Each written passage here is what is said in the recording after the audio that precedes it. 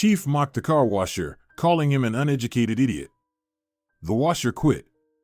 And 7 years later, the boss comes to the bank for a loan for his sick daughter's operation.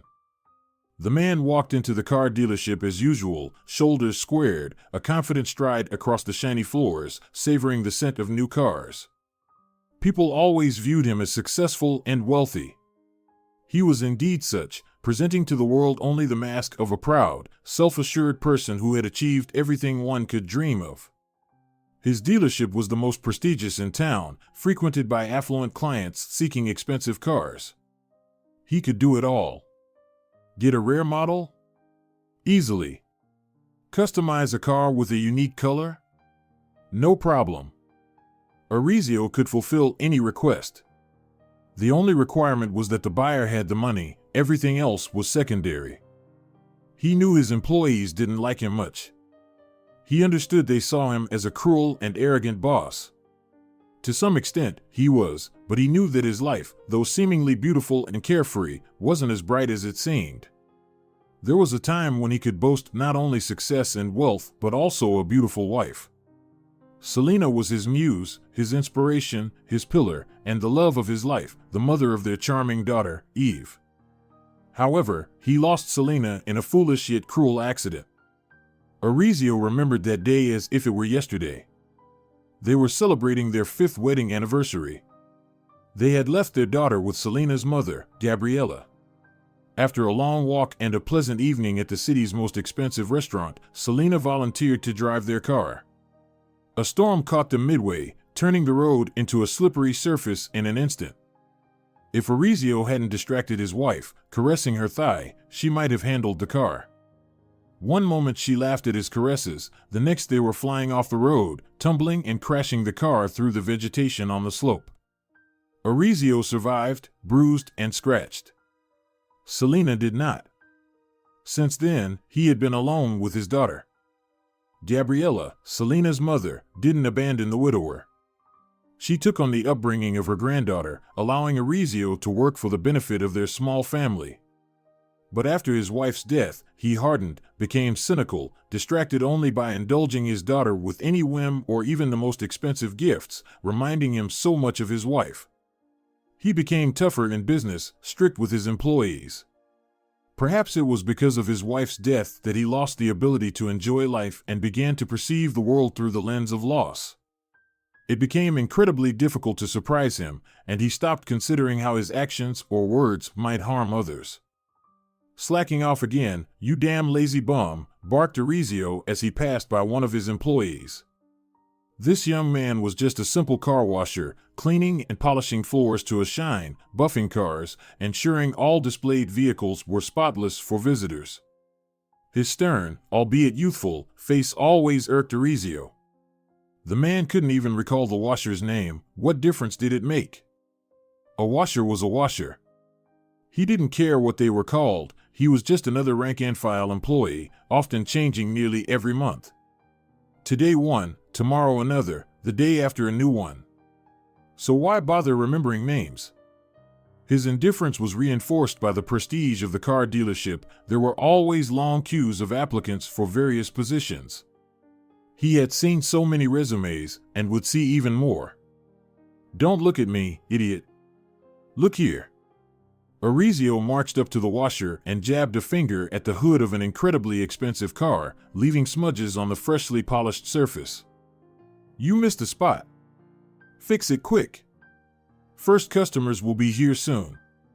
The washer said nothing, glowering at the owner as he dutifully wiped away the marks left by his boss. Orizio headed to his office, feeling irritated. Every time he saw this washer, his teeth ground with hatred. This anger arose spontaneously, without any particular reason, but Orizio couldn't help but find fault with this young man. The washer seemed diligent and hardworking. All cars in the showroom were always polished to a mirror shine. The floors were immaculate as if in an operating room. He always arrived on time, never late, and left promptly after work. One might wonder, why pick on such a perfect employee? But it was precisely the washer's flawless work that irked Orizio. The pampered dealership owner devised ways to nitpick at this young man. It became a strange, daily amusement for him. He found non-existent spots and streaks where there were none, using it as an excuse to lash out at the young worker. Every day, he insulted the washer again and again, as if it were the only thing that allowed Orizio to smile. He comforted himself with the thought that he had the right to insult anyone beneath his social status, and he considered most people around him to be such. After all, he held 3 advanced degrees, not just from anywhere, but from the world's top universities. And therefore, he despised anyone with diplomas from local colleges, such as the washer working in his dealership. In Orizio's opinion, this young man was not worthy of any different treatment. This day proceeded routinely in every sense and passed swiftly, papers demanding his attention, incredibly tasty coffee, his personal assistant flirting with him again without evoking even a hint of reaction from Orizio. The man quickly grew tired and headed away. His remaining work could be handled by his employees, including those closing the car dealership for the night. Passing by the car washer, Orizio once again felt irritation rising within him. "You idiot, who taught you to hold a rag?" Orizio barked. "How were you even hired here, you clueless head? What is this? I'm asking you, what is this? Quickly mop the floors and don't you dare slack off. Get to work, I say. And don't you dare leave until everything's fixed." The washer remained silent as usual, glowering at the car dealership owner, and picked up the mop that had just been set aside after finishing mopping the floors. If not for the boss, who had walked across the still damp floor in dirty shoes, everything would have been fine. Orizio walked away, not even considering that his employee had been contemplating quitting for more than a day. He no longer had the strength to endure the constant attacks. Even the most patient and restrained person could have long ago snapped at this arrogant and uncompromising boss. The washer, Hector, ground his teeth as he scrubbed away the dealership owner's footprints, knowing it was time to bid farewell to this job. He had worked so long and steadfastly at this place, outlasting most other employees, that to everyone else he seemed the only constant worker besides Orizio at the prestigious car dealership. The next day, it all repeated once more. Orizio arrived at work smiling and content until he saw Hector. The young man diligently wiped off another streak on the windshield of a newly installed car in the showroom, preparing it for visitors. The brand new business class model gleamed under the lights, but Orizio grimaced at the sight of Hector meticulously wiping away invisible marks from the car. The dealership owner swiftly approached Hector. "How many times do I have to teach you to do your job?" Orizio shouted at him. "Do you need to wave a rag around a lot? Enough slacking off, you idiot. Let's go. Polish it. And do it thoroughly this time, so there won't be any more of these streaks." The man ran his fingers over the car, leaving prints on the freshly polished surface. Hector, as always, stayed silent, watching him go with a glare. Orizio entered his office and slumped into his chair, getting down to business. His mood improved slightly, reprimanding the car washer once again made him feel important. Less than an hour passed before Hector walked into his office. "And what are you doing?" Orizio snapped at the young man. "Get back to the showroom quickly and mop the floors. I can see from here that they're all filthy." The washer silently placed a document on the boss's desk and headed out without uttering a word. Frowning, the car dealership owner picked up the paper and irritably looked at it. It turned out to be a filled-out resignation form. "You've decided to quit?" Orizio laughed. "Who needs you? You'll come crawling back to me begging for your job again. You've been an idiot and you still are. You can't even properly wave a rag and wipe off stains." Insults continued to fly at Hector's back as he quietly gathered his things and left the car dealership where he had faithfully worked for so many years, putting in his utmost effort and keeping everything in pristine condition. Orizio laughed about it for the rest of the day. By the next day, everyone had forgotten they ever had a diligent worker who quietly did his job and endured the boss's attacks. For the car dealership owner, it seemed like everything had settled down. There was nothing else to distract or irritate him. Though, of course, the self-satisfied man still found fault with other employees, but he shouted much less now that the quietest lad in the showroom was no longer working there. But life is never that simple. One day, Orizio's daughter, Eva, returned from a long overseas trip where she had celebrated combined festivities with some of her friends. Orizio knew it was someone's birthday and a close friend of his daughter's had gotten engaged. Though Eva was a student, at that moment she was without duties, which was supposed to start only in a month. And Orizio easily let his daughter go on a long vacation. Everything was as usual. The girl boasted about her rest, shared impressions and photos, talked about how well she had spent her time and what new dishes she had managed to try on her trip. Only day passed, and Eva seemed to be fading away before our eyes. First, an incredible weakness and dizziness appeared. Then Eva suddenly lost her appetite, and her stomach twisted from any food, even the lightest. "Don't worry so much, Orizio," reassured businessman Gabriella. "Granddaughter just returned from another country, probably caught a cold, that's all." Orizio didn't intervene, trusting the more experienced woman in terms of child rearing. After all, she loved her granddaughter and wouldn't wish her harm. "She's been eating fruits and vegetables for almost a month, don't worry," Gabriella lamented the next day, once again clearing away Eva's untouched dinner portion. Orizio was grateful Gabriella lived with them, watching over Eva, as he spent too much time at work. "If anything changes, let me know," Orizio replied. "Of course, son, do you think I'd keep you in the dark? Don't worry, everything will be fine soon. I'll make soup, and you'll see, Eva will recover." But time passed, and Gabriella found more excuses: stress from starting school, climate change, magnetic storms. But once, when they were preparing to dine together, Orizio saw his daughter stagger towards the table. "Dad." Eva sounded very weak and couldn't say more. She collapsed to the floor. Orizio and Gabriella rushed to her, but she seemed so pale and unresponsive to their pleas to wake up that Orizio picked her up and rushed to the car. The trip to the hospital didn't take long. There, in the emergency room, an endless whirlwind of tests, results, and doctors' examinations began. "Don't worry." Orizio tried to cheer up Gabriella, equally worried about their granddaughter. "Maybe it's just a hormonal imbalance, and they'll give her some pills, and that's it." But it wasn't that simple. Orizio spared no expense and pressured the doctors to use every available means to get one single answer. Distraught, Orizio nearly fainted upon hearing his daughter's final diagnosis.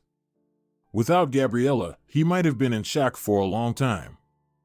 A rare disease requiring extensive medical intervention could be fatal for the girl. Orizio's life turned upside down. His usual confidence and sense of authority were gone. He became gloomy, lost in thoughts and worries. At work, he snapped and seemed more cruel than ever before. The employees of the car dealership began to avoid him, just to avoid getting in his way.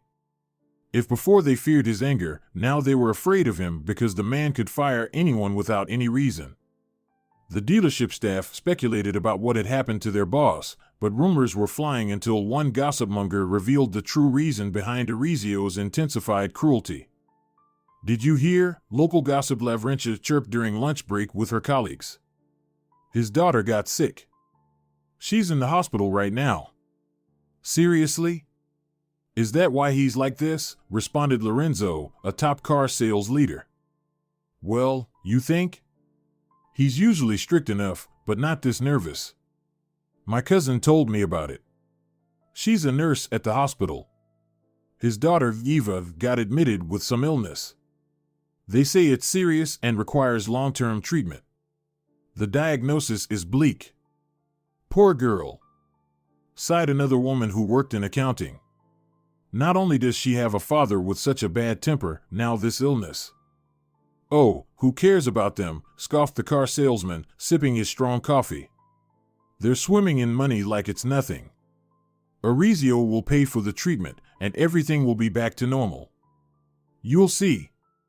No one dared to speak directly to Orizio, enduring his outbursts and attributing it all to his concern for his only daughter. Meanwhile, Orizio tried to carry on, balancing visits to his hospitalized daughter with work. Despite his efforts, over time, the business began to decline gradually.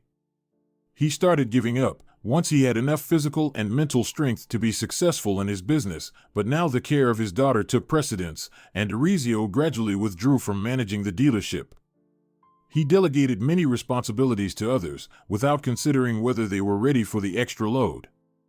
These decisions led to new problems arising. Perhaps he could have managed it all, but life threw him another curveball. An anonymous tip-off to the tax authorities resulted in the dealership being closed for a thorough inspection. As it turned out, during his daughter's illness, Orizio completely neglected his business and the employees responsible for things like taxes and other payments. The burden shifted onto other employees, who couldn't keep up with the mounting paperwork. This blow to the dealership led to Orizio's accounts being frozen, and almost all of his savings were used to settle the debts uncovered during the inspection. But the man wasn't thinking about any of this. His main concern was Eva. His daughter urgently needed surgery. If up until this point Orizio could easily find the necessary funds for something like this, now he felt uneasy. The car dealership was barely staying afloat, and the exorbitant sum required for the surgery seemed incredible and unattainable. On another evening, sitting at the dinner table, the man struggled to eat the meal prepared by Gabriella. Eva's grandmother always found the strength not only to support her granddaughter by visiting her in the hospital, but also to support her father, who was doing his utmost to fix everything but clearly was beginning to despair. Orizio, don't lose hope. The Lord is testing you, but it's not a reason to give up. Eva needs us. Gabriella urged him, equally concerned for her granddaughter as Orizio himself. The Lord is testing me enough. Orizio snapped, feeling drained. Selena died, leaving me alone with Eva, and now Eva is facing death from some damn illness. And all these problems with the tax authorities. If the dealership could operate like before, there would be money for treatment. Gabriella understood his frustration and didn't take offense at his tone. Don't lose hope. Selena is watching over us from heaven. She will surely watch over Eva and won't let her perish. I remember how much she loved both of you. She won't let Eva suffer for long. Believe in her. Believe. Orizio would have been glad to believe in God and the idea that Eva's mother was watching over them from heaven, and in the hope that everything would work out. But life seemed so overshadowed by what was happening that he no longer knew what to believe in. When visiting Eva in the hospital, he still tried to appear cheerful and confident, but seeing his daughter pale and weak, Orizio couldn't help but feel despair in his heart. The girl seemed to be wasting away before his eyes, turning into a frail skeleton. With all the problems that had arisen, Orizio knew he had no choice but to turn to the bank for a loan. There was no other way he could accumulate the necessary amount for the surgery to help his beloved daughter. Her health was more important to him than anything else. Neither the business, nor the mansion, nor the cars, most of which he had sold to pay the hospital bills, none of it evoked the same sense of attachment as before. Only Eva, so much like her mother, was the most important person in his life. We'll get through this, Orizio. Everything will be fine. Gabriella continued to reassure him. The man knew how deeply she worried for her granddaughter and was grateful for her support during this difficult period in their lives. If it weren't for her, Orizio might have despaired so much that he wouldn't have been able to endure these circumstances. I hope so, Orizio replied to Gabriella. Tomorrow, I'm going to the bank to apply for a loan, pray that they approve it. I won't be able to handle it if they refuse. I'll pray. And I'll pray for Eva too. Nodded Gabriella.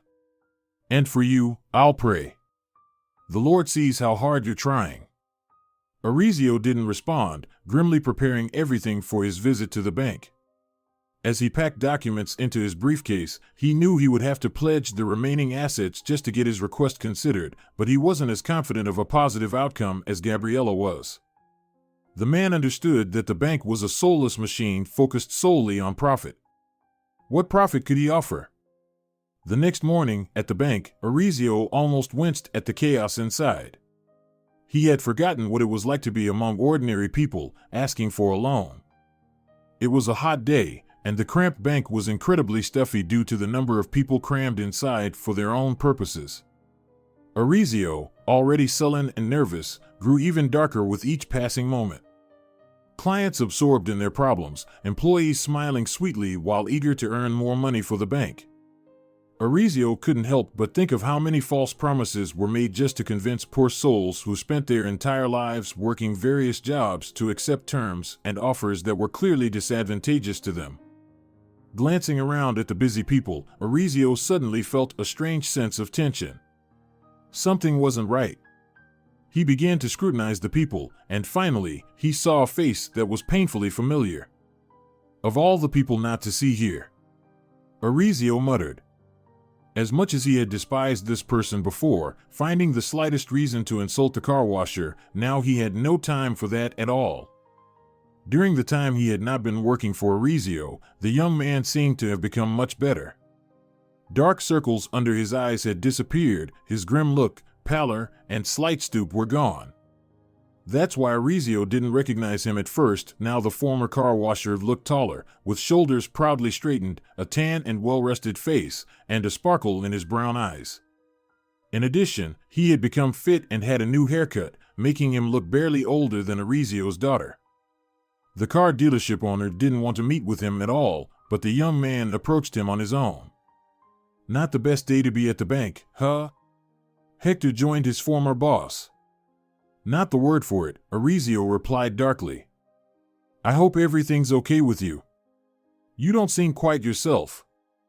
Orizio grimaced. Nothing is okay. The man struggled to recall the name of his former employee. Hector, I don't have time for you. The young man frowned. Don't despair. Everything can be overcome.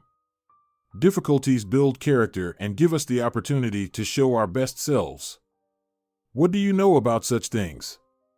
Orizio retorted. Quite a bit. I worked for you for so many years, endured your attacks, but you have no idea how much they helped me by subjecting me to that stress. During my time at your dealership, I learned a lot and saved up enough money to start my own business. And what did you manage to start? Orizio could barely muster anything to say to the young man in response to such a declaration. My own car wash service. At first, it was tough washing cars alone. I did what I could, but patience and hard work paid off, and I gradually began to expand. I eventually hired employees, rented an office, and stocked up on everything needed. Hector shook his head. So, everything can be overcome, everything can be fixed. The key is to not lose hope and not give up. And what are you doing here then? Orizio asked. I've decided to expand even further. I'm thinking of opening a network of high-quality car washes. And believe me, the quality we offer is incredibly high. You taught me to work meticulously and with quality. For that, I'm immensely grateful to you. So, you're here to take out a loan to expand your car wash. Orizio sighed. I'm happy for you. He didn't know what else to say to Hector. The young man had become more cheerful and composed, clearly satisfied with the positive change in his life. Orizio sadly thought about his sick daughter. Would he ever see her smile again? Would they approve the loan for her operation? Would his little girl ever recover? And what brings you to the bank? Hector asked cautiously. Is it something to do with the dealership? Not just that. The dealership is barely staying afloat, that's true, but that's not why I'm here. What happened? A lot has happened, Hector. I owe taxes, which wiped out all my savings. But that's not important. There are more serious matters in life. More cruel problems. Oh? Hector was surprised by Orizio's words, accustomed to hearing something completely different from him. Were the once important matters of money and the car dealership suddenly not so important to the man? Something must have strongly influenced him, prompting him to change priorities in life. I don't even know if they'll approve my loan, Orizio continued. I'm ready to put up everything I have left. And I really need the money. The situation is too dire to get through this without funds. Why do you need the money? Hector inquired. My daughter. The car dealership owner sighed heavily. My Eva, she's in the hospital.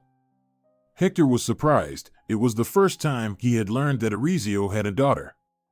What happened? The young man asked. At first, we thought it was nothing.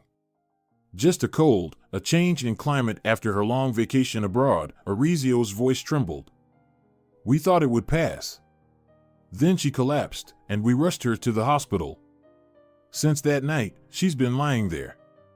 The doctors ran so many tests that all my remaining funds went to consultations with the best specialists. We found out what's wrong, but now we need money for surgery. Without it, Eva won't survive. And I've run out of money. I've spent it all. That's why I'm here.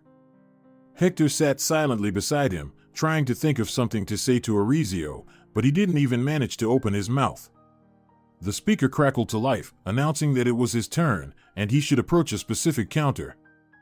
Everything will be all right. Hector patted his former boss on the shoulder, rising from the couch where they had been sitting and talking. Orizio didn't respond, lost in his thoughts. He took out a photograph from his breast pocket and looked at the image taken shortly before his wife's death. He looked at Selena's happy face, at his laughing, still very young daughter sitting on his shoulders, and his own joyful face. Tears welled up in his eyes, and Orizio irritably wiped them away. He sat there, remembering that day, his heart aching with pain. The man didn't know how much time had passed when suddenly someone stopped in front of him. He looked up and saw Hector extending a nondescript package to his former boss. The ex-car washer's face was calm, but in his eyes, Orizio saw something akin to genuine sympathy. A surge of irritation washed over Orizio immediately, and his face flushed with anger and indignation. Did he, a prominent businessman who was not an insignificant figure in the capital, need help from some washed-up car washer? But the young man didn't say anything, shrugged his shoulders, and placed the package next to Orizio before walking away. The man wanted to rush after him, but hesitated, his hands shaking with indignation, nearly dropping the package left by Hector. By the time he dashed out onto the sun-drenched street, the car washer and any trace of him had vanished. Oh, you empty-headed fool, the businessman cursed himself. What a complete idiot you are, Hector. Unable to locate his former employee, Orizio accepted his defeat and returned to the bank, postponing resolution of this matter for later. However, the money left by Hector came in handy. Ultimately, the bank denied the businessman's loan request, dissatisfied with the collateral he offered. Orizio was infuriated by the insincere, sympathetic smiles of the bank staff, but he couldn't do anything about it. He knew that causing a scene wouldn't help Eva. Forced to use the funds provided by the car washer, Orizio paid for his daughter's surgery, and finally, she began to recover. The following year passed in a haze. Orizio rejoiced as Eva gradually regained her health. Despite a difficult post-operative period and some related issues with medications, nothing seemed as challenging as the illness that had hospitalized her. Each new day brought new problems, but they faced them with hope. After all, the worst was behind them. The man delighted in seeing his daughter smile again, her pale face adorned with a healthy glow, and her eyes shining once more. Witnessing positive changes in his daughter, Orizio couldn't help but feel grateful towards Hector. He berated himself for his past treatment of the former car washer, who had silently endured his unfair attacks while working at his dealership. Ashamed of this, Orizio promised himself to change and not repeat such mistakes, which could affect not only his dealership but himself as well. After all, Hector had no obligation to help a former boss who had mistreated him for years. Orizio was already rejoicing in the valuable lesson Hector had taught him, promising to someday repay the young man with similar kindness. For now, however, life was improving for him. Month after month, Eva grew stronger, no longer reliant on pills and medicines. Visits to the doctors became less frequent, and those visits brought smiles, confirming that Eva was finally completely healthy. Forced to take a leave of absence from her studies during her illness, Eva returned to university and successfully completed her education. Orizio was proud of his daughter. She not only stayed strong during her illness, but also endured everything that followed the surgery. Moreover, she managed to graduate as one of the top students in her class. On that day, they were heading to the graduation ceremony, and Eva laughed, rejoicing in her achievements and anticipating the future prospects ahead of her. She chatted about her dreams, and Orizio couldn't help but delight in his daughter, fully understanding that everything would be all right now. "Oh, Dad." Eva clapped her hands together. "We were supposed to wash the car before the ceremony." "That's right." Orizio glanced at his wristwatch and realized they had plenty of time, as they had left much earlier than necessary. He turned into a car wash adorned with a beautiful sign, and several employees immediately took their car. Orizio and Eva headed to the office to pay for the services and wait for their car to be ready.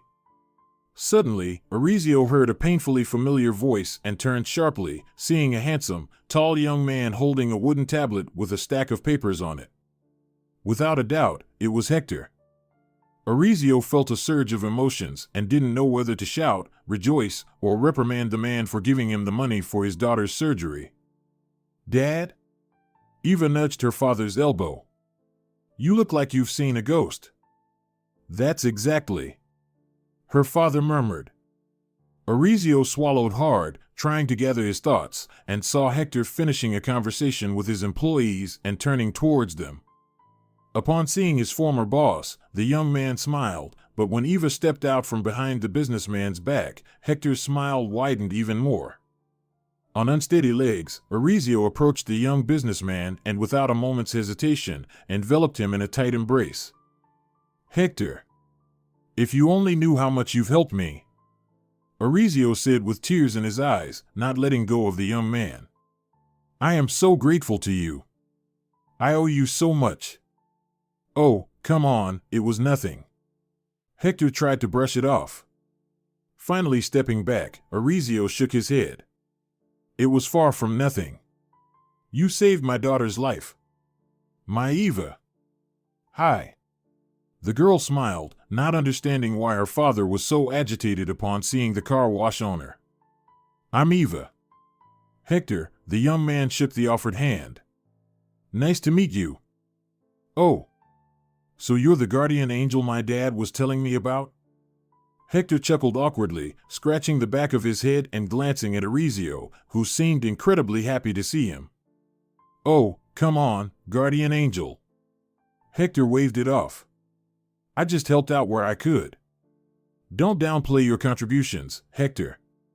Orizio nodded at the young man. "You saved us, even though you didn't have to. Without a doubt, you were sent by God himself. I couldn't just walk away and leave you in trouble, Orizio. My mother raised me to be a good and compassionate person. She always said we should help people in need. And although we had tense relations in the past, if it weren't for your lessons, I would never have started my own business." "Tense relations?" Eva looked at her father, crossing her arms over her chest and frowning. "Dad, you never told me about this." Orizio awkwardly scratched his head. "Well, Hector used to work at my car dealership," he said. "He was a car washer and cleaned the halls. Forgive me, Hector. I treated you unfairly." Hector shook his head with a smile. "Oh, that's all in the past, Orizio. Let's forget about it. If it weren't for how you guided me, I wouldn't have had the patience and perseverance to overcome all the challenges of starting my own business. Your attitude instilled patience and resilience in me, which is incredibly important when facing various problems at the beginning of the journey. My dad was always strict." Eva sighed.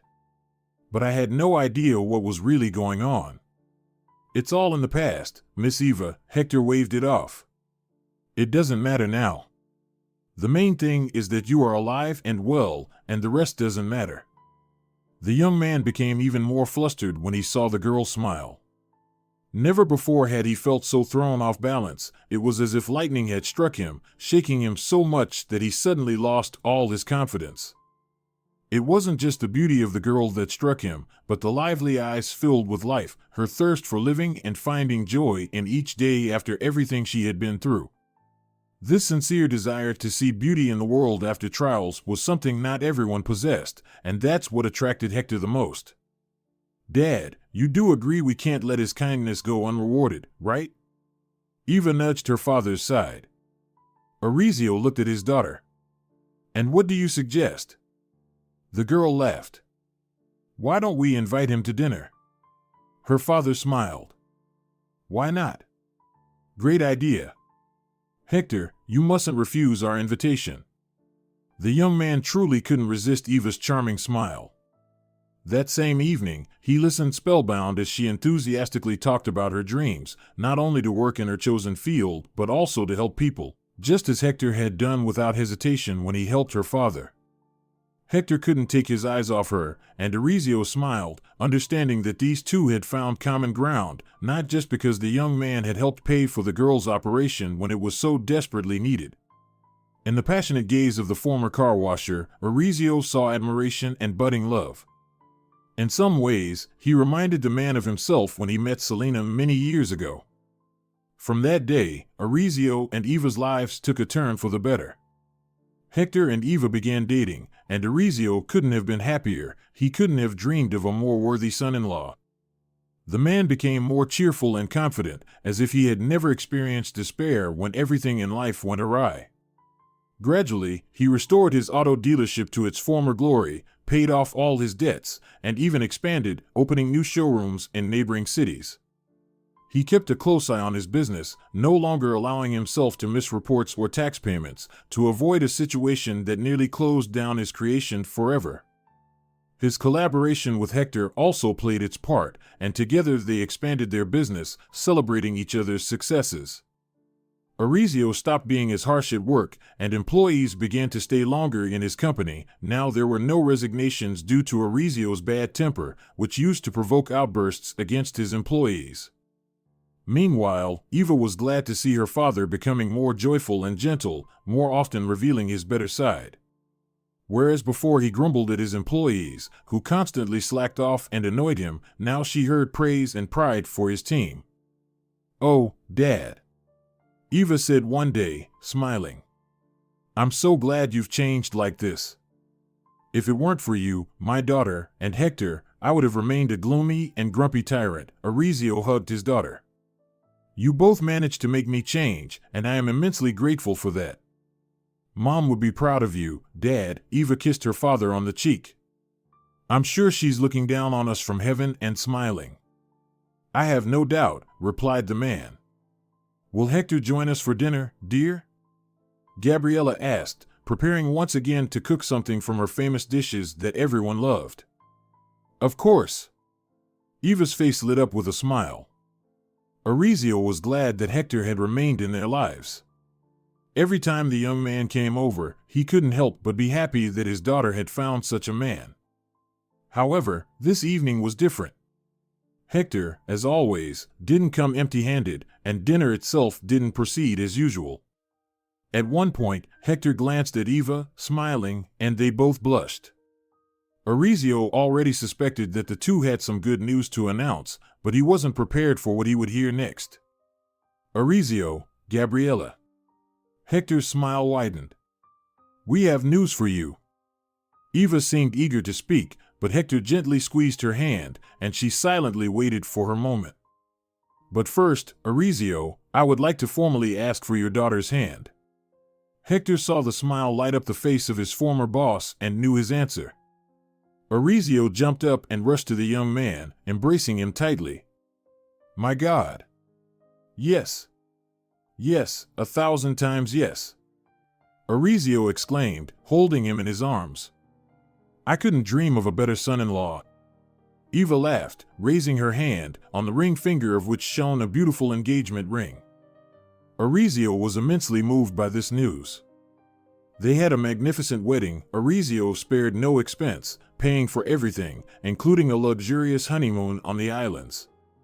During the celebration, Orizio gave a speech that brought tears to everyone's eyes.